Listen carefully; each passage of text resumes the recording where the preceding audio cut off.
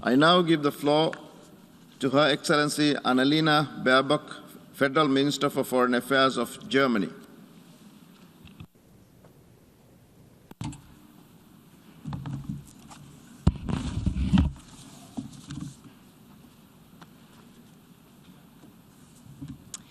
Mr. President, Secretary General, Excellencies, ladies and gentlemen.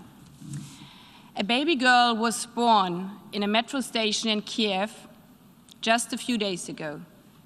Her name, I've been told, is Mia.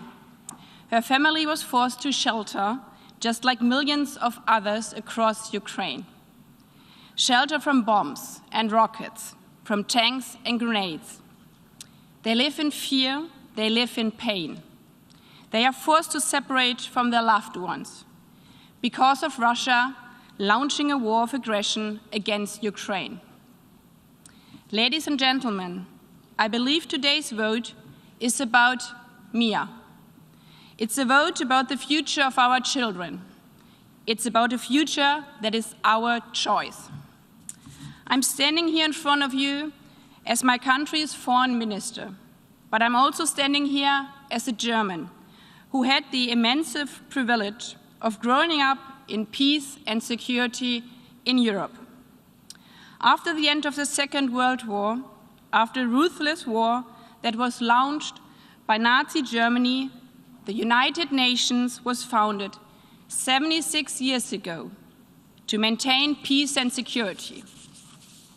It was founded, as it says in the Charter, to save succeeding generations from the scourge of war, to save generations like mine, but also generations like Mia's.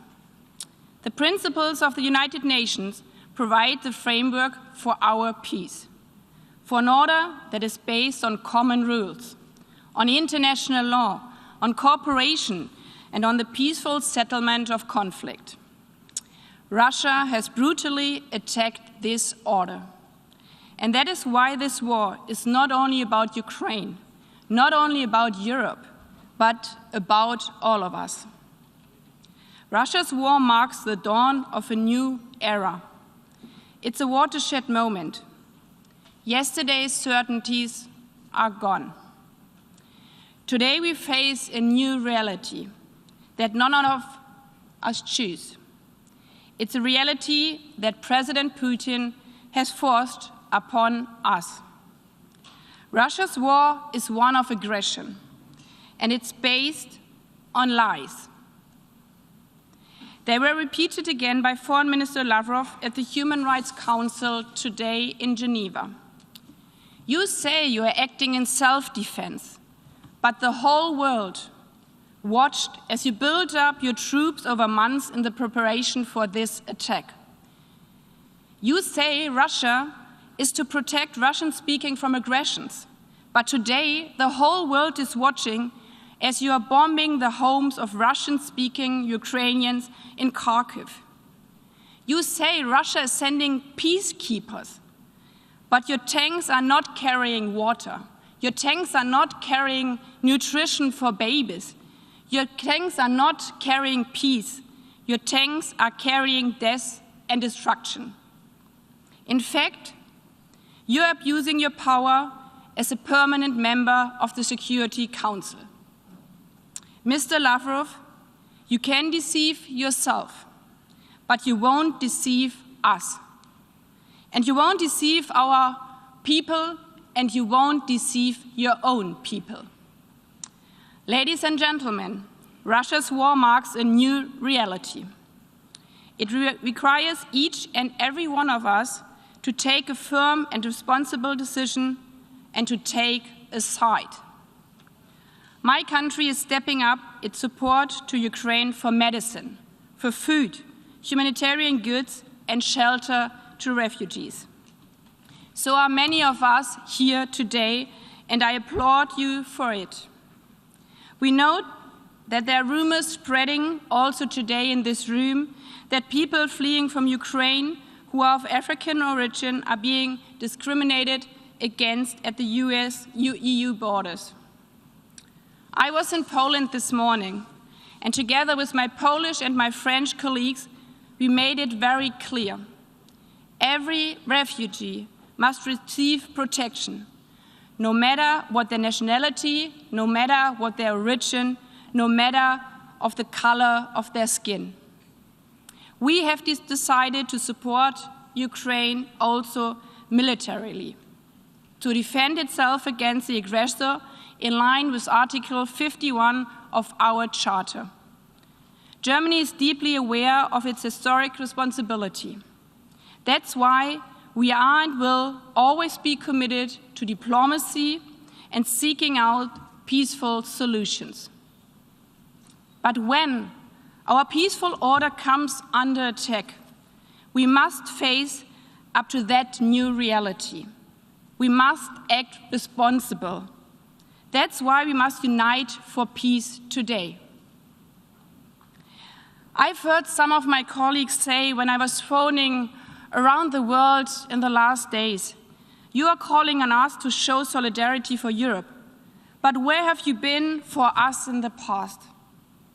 And frankly speaking, I want you to tell, I hear you, we hear you. And I truly believe we should always be willing to critically question our own actions, our past engagement in the world. And I'm willing to do so. But this is about now. This is about families sheltering in subway stations because their homes are being bombed. What's at stake is the life or death of Ukrainian people. What's at stake is Europe's security. What's at stake is our common charter of the United Nations. Almost every country represented here in this room has a larger or more powerful neighbor. This is about all of us, ladies and gentlemen. That's why I urge all of you to unite for peace and to vote yes to the resolution before us. If you are neutral in a situation of injustice, you have chosen the side of the oppressor. That's how Bishop Desmond Tutu once put it. Now we all have to choose between peace and aggression, between justice and the will of the strongest, between taking action and turning a blind eye.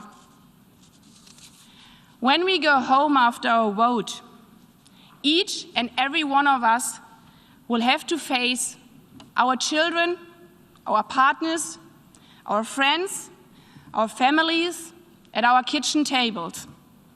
It is then when each and every one of us will have to look them in the eye and tell them what choice we made.